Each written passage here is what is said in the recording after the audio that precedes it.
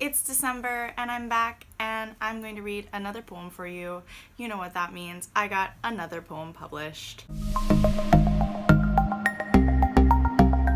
On December 1st, one of my poems was published by Former Cactus. Yes, Former Cactus, as in I used to be a cactus. It is called Diese Nacht, and this is a really exciting one for me because I personally really love this poem. I'm really proud of it. I feel like it exemplifies my style, and also it is the type of poem that, again, like so many of my poems, you need to see it and also hear it because it uses language.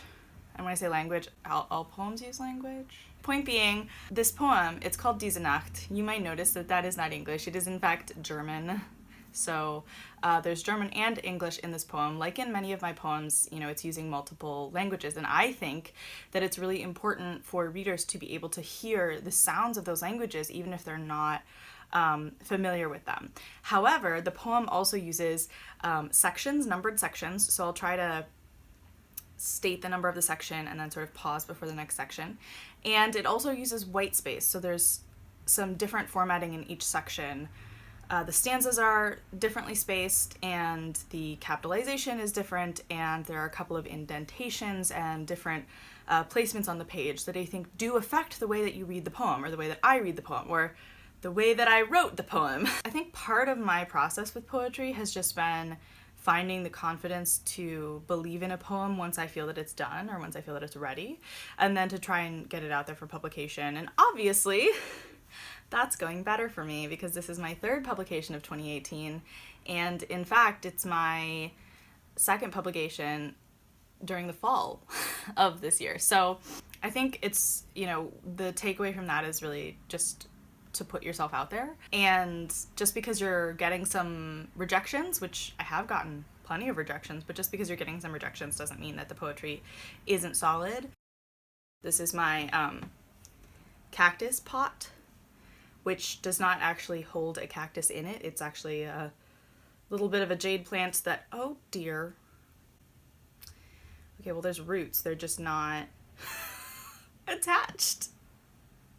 They're not doing so hot. They're just not getting any bigger, which may be because this is a very tiny pot, but it may also be because they're just not, I don't know, it's just not working out for them. So we'll see. I need to tend to these. Anyway, here is a cactus. It is thematic. I found this pot in a hallway for free. That's like kind of my brand, so. Yes, so a little bit of background on this poem. I wrote it in 2016 after I had been traveling around Europe. I was living in France. I had done a few different trips to Germany at the time, and I was just really thinking about the way that heritage in America is so different from the idea of nationality and heritage in Europe. So I actually want to tell a story, I realized. So my first trip to Germany, I was couch surfing and I was staying with a wonderful, amazing host. Her name was Lotta, and we made dinner one night and had this conversation about sort of identity and national identity and all of that. And she was essentially talking about, I mean, in this particular conversation, it was very Eurocentric, you know, because she was German. She was talking about how Americans sometimes say, I'm German, and she was like, but you're not, though. Right? Or how Americans will say, I'm Italian or I'm Irish. Everyone has identities. But that's the thing, though, is, you know, Lotta, and I'm not faulting her for this is just her perspective, right? Lotta really was like, but you're not, you're American. And, you know, I guess it's true, right? And I'm not trying to sit here and say that anybody needs to identify as anything beyond American if you are American.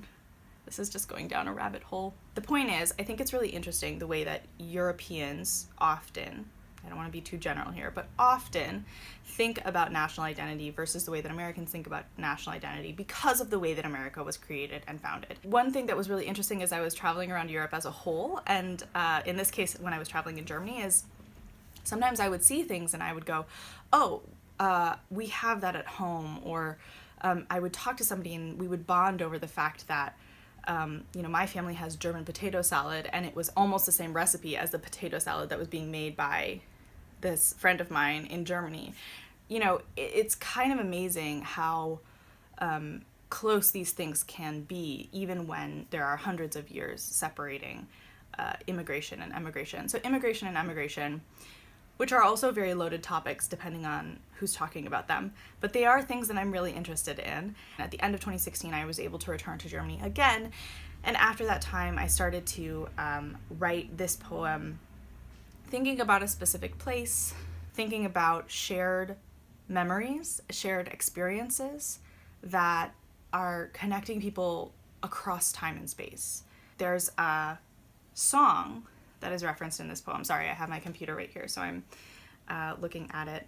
Anyway, the song is Guten Morgen, which of course means good morning. One of the friends that I made in Germany was talking about this song, Guten Morgen, Sonnenschein, and I remember people referencing that song in my community, not just in my family, but in my community, and that sort of phrase being used like to wake people up, because Guten Morgen Sonnenschein means good morning sunshine, right? I do not speak German.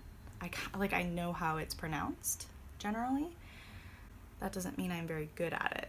Anyway, so the lyrics that I'm referencing in this poem from that song, which you will hear, are Diese Nacht, which is obviously where the title comes from. Diese Nacht bleibt dir verborgen, which essentially means this night was hidden from you. And then Doch du darfst nicht traurig sein, which means so you must not be sad. You shouldn't be sad. That's some dramaturgy for you. Anyway, I just wanted to share that because when I do go to poetry readings, I really enjoy when people give a little bit of context in terms of what the poem means to them, or, you know, they give you a little bit more. It's like if you go to a concert and the singer-songwriter is sort of talking about, well, how they came up with the song and what it means to them and everything. I love that stuff. So here you go. Let's get to the part where I actually read the poem for you. I'm going to be looking at my computer, which is down here, because I did write this poem and I do know it pretty well, but I definitely haven't memorized it. And I'm also trying to speak 2 languages, one of which I don't really speak.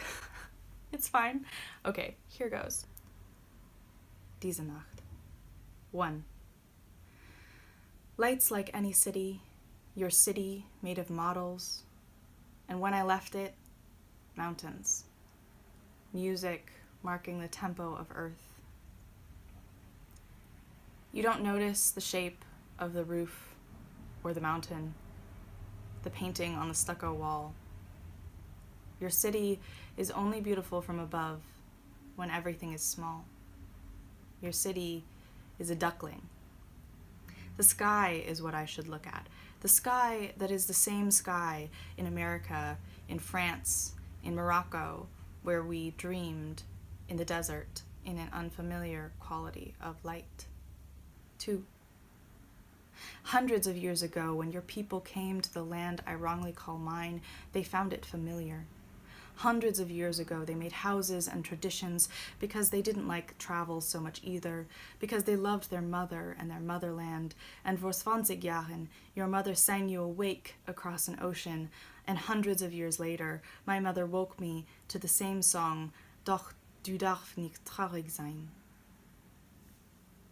3. I don't notice the sky when I'm looking at the trees. The leaves that branch like spines, yours still taller. You are 1,000 trees marching by my train. Trees that live at impossible angles, trees whose roots are impossibly strong, trees whose mothers sing them awake with our song. You marched while you slept, while I watched from the train, but you didn't notice. Diese Nacht bleibt dir verborgen, rooted as you are. Yours is an impossible angle, looking down. Okay, thank you for listening, thank you for watching, thank you for checking out my poem if you've done so. If you're interested, I do post writing related videos weekly. Sometimes they're me reading poems when I get them published, sometimes they're me talking about my writing process, and sometimes they might just be some tips and tricks for you. So you can go ahead and like this video if you think I don't know, wrote a medium okay poem. You can dislike this video if you hated this poem, that's fine too. Rejection is a part of the writer's journey, and I feel like if that's what you want to give me right now, I can take it. And you can subscribe if you want to catch more of me on this channel. Anyway, happy December, humans. Happy writing, happy submitting, and I wish you the best of luck in your own publishing journey, and I hope to see you very soon.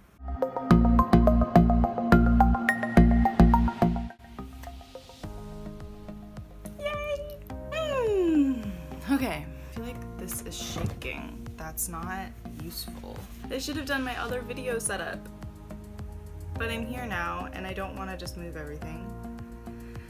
Okay, let's try this again.